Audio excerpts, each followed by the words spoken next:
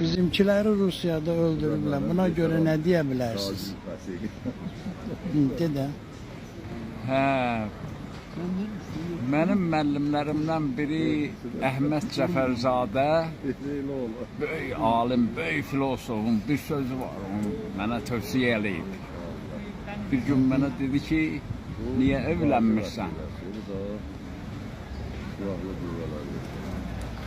Dedim, hələ axtarıram. Dedi, bir tövsiyə eləyim sənə. Evlənəndə erməni qızı alma. Çünki ermənilər Türkün düşmanıdır, biz də Türkük. Bir də dedi, Yahudi qızı alma, Cuhud qızı alma. Cuhud dedi, müsəlmanın düşmənidir, biz də müsəlman ol.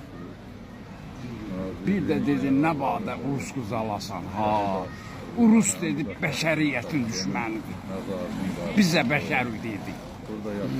Nətər deyib? Hala. Hə.